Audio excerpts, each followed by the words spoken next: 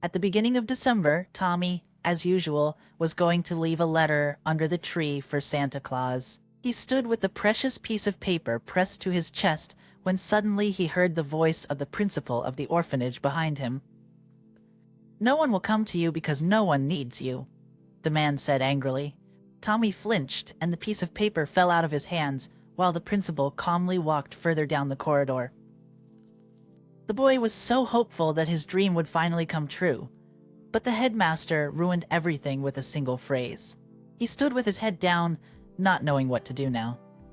Suddenly, an elderly watchman, Mr. Moore, appeared beside him. "Hey, buddy, why are you so gloomy?" he asked, and picked up a piece of paper from the floor. "Let's put your letter right under the Christmas tree so that Santa will find it for sure and make your wish come true." "No need," muttered Tommy, and snatched the letter from Mr. Moore's hands. "It won't work. It's all a fairy tale." The elderly watchman sighed.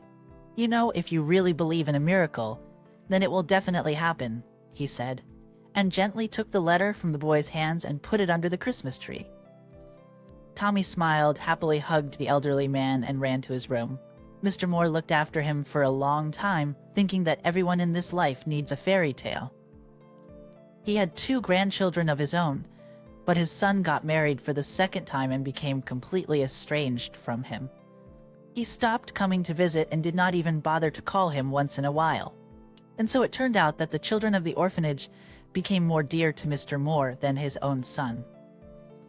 The elderly watchman saw how Tommy wanted to find a family and sincerely felt sorry for the boy, but he could not replace his parents. The advanced age and the strict order established in the orphanage after the change of principal would not allow him to do so. At the same time, the young couple, Paul and Sarah, desperate to have a child of their own, thought about adoption. The decision was not easy for them, because Paul's parents were against it and wanted them to give up the idea. But the young couple believed that they should decide their own fate, and without listening to the parents, decided the next day to go to the local orphanage. After speaking with Mr. Moore, Tommy's mood improved noticeably. Yes, the boy realized that it was not the first year he had been asking Santa Claus for the same thing, and with each time, his faith in the miracle was diminishing. But Tommy wanted a new family where he would be loved so much that he had not given up hoping. The next day, Tommy was walking by the Christmas tree and noticed the watchman standing by it and whispering something. He became curious and walked closer. When the elderly man heard the footsteps, he turned around. "Well, I would like to make my dream come true too," said Mr. Moore embarrassedly. "But you're an adult. Don't you lack something?" asked the boy with interest. "Yes, you're right, and I've lived a lot on this earth, and really, as you say, I shouldn't need anything. But, you know, there are things that are hard to talk about. Let's go. I'll show you something," offered Mr. Moore, and taking Tommy by the hand, led him to his room. After laying out the pictures of his grandchildren on the table, Mr. Moore told Tommy what he had been missing for the past few years. "I had a quarrel with my only son, and haven't seen my grandchildren in 2 years. I made a wish for the last time to see my grandchildren."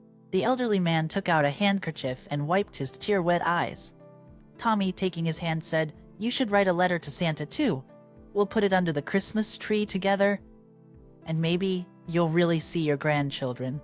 Mr. Moore looked at the boy and saw so much warmth and childlike naivety in his eyes that he could not take away his faith in miracles. He promised in a cheerful voice that he would sit down to write the letter right away. Tommy ran joyfully to his room, and the watchman really sat down to write the letter. Of course, he did not believe in miracles, but the hope remained that his son would come to his senses, and at least at Christmas time, he, with his whole family, would visit his aged father. Paul and Sarah, as serious as never before, arrived at the orphanage and immediately went to the principal's office. With good connections in the town administration, they had no doubt that there would be no problems with the paperwork. The only thing left to do was to choose, and they decided to take this matter as seriously as possible.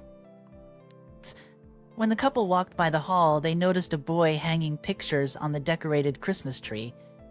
It seemed so touching that Paul and Sarah came closer and asked who had painted all these beautiful pictures. Tommy turned around and his gaze made them feel so warm at heart, as if they were looking at their own child. Looking at their own son, Paul, let's go quickly to the principal, whispered a stunned Sarah. I think I know what we should do. Already in the principal's office, the first thing they did was ask about the boy they had met near the Christmas tree. We liked him so much. He's a little angel. Would you kindly tell us more about his parents and how he got here? The principal could have praised Tommy, but instead he tried to discourage the couple and immediately said that the boy was born to a drinking woman. The first impression is deceptive, believe me. I have seen her drunk more than once, so I do not advise rushing. Who knows what kind of heredity he has? Look at the other children, too. No, we don't need the others. All right, we'll think about it. But we're not likely to change our minds. They walked out of the building and immediately ran into Mr. Moore. He saw them talking to Tommy and decided to wait for them outside. Sorry to interfere, but please don't believe what the principal told you. He's new here, and I've been working here for over 10 years. I know all the children. Tommy is a good and kind boy, and if you want to adopt a child, believe me, this is the best option for you. It's strange, but we were told that he had a bad heredity, said Sarah thoughtfully. She and her husband looked at each other, perplexed. Then Mr. Moore, seeing that the principal was looking at them from the window, took the couple aside and told them everything he knew about Tommy, and most importantly, about the fact that every year the boy wrote a letter to Santa Claus asking for a real family. The elderly watchman was not afraid that he would be punished for this conversation because he was already retired and would not find himself without a livelihood anyway. He wanted Tommy's dream to come true so much that the elderly man even cried while telling Sarah and Paul about him. You know, I haven't seen my grandchildren for 2 years myself. And looking at Tommy, I wrote a letter today too. And I believe that my dream will come true after all, and you can perform a real miracle for this boy. Please don't refuse him. No, we weren't going to say no, but thank you very much for the truthful information, said Paul. Tommy was also observing what was going on through the window, as well as the principal. He was wondering what these people who praised his drawings were talking about with the watchman.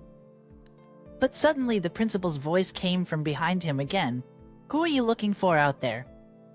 Stop dreaming. You're staying here. Anyway, it's your destiny, he said rudely to the boy. Tommy cried and was about to go to his room, but Mr. Moore entered the hall at that moment. Tommy couldn't resist and whispered everything in his ear. The elderly watchman stroked him on the head and told him to go to his room. Then he looked menacingly at the head of the orphanage and scolded him like the most desperate bully, with absolutely no hesitation in his language. I suppose you shouldn't work here, replied the principal, blushing with anger. I'll sign your dismissal order today. Well, my dream has come true. Now I have to wait for a miracle, grinned the watchman, and turning around, he went to his room to pack his things. A few minutes later, Tommy came to him. You are being kicked out because of me. Let me talk to the principal. Maybe he will let you stay and not fire you. But the elderly man shook his head. Well, dear, I've been waiting for this for a long time, but I just didn't dare myself. You know, it's not easy for me to see you every day. You remind me of my grandchildren, whom I deprived myself of, and now I am left alone, he said, and stroked Tommy's hair. Just wait and hope, and your dream will surely come true, said Mr. Moore at parting, and taking his bag with his belongings, left his room. Thus Tommy was left all alone because only the old watchman always understood him and supported him. Time flew by unnoticed, and the most exciting day of the year when all the children are waiting for a miracle came. Tommy also believed that this time Santa would be able to fulfill his wish, but seeing the principal grinning, he got upset and stopped waiting for anything. He went off to his room to avoid talking to anyone, but suddenly he heard familiar voices in the corridor. Then the door to the room opened, and Tommy saw the man and woman who had praised his drawings a few weeks ago. Paul smiled and held out a piece of paper to Tommy. This is your letter, isn't it? Santa Claus granted us your wish, so get ready.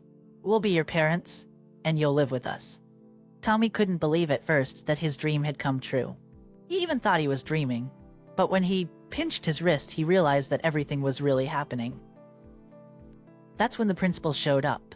He was kind, apologized for taking so long to check all the papers, and said that he had already received a call from the administration, and Sarah and Paul could take the child. "Go away, please. You almost ruined our celebration," exclaimed Sarah angrily and turned to the boy. "Tommy, there's another surprise waiting for you outside." Wow, the boy even jumped for joy. 2 presents at once is a real miracle. Yes, now I believe that Santa Claus exists. Thank you, Mom and Dad. Outside, Tommy saw Mr. Moore, but he was not alone. His son and grandchildren were standing next to him. "Look, Tommy," the elderly man whispered in the boy's ear. "I told you your dream would come true, and thank you, too, for prompting me to write my letter."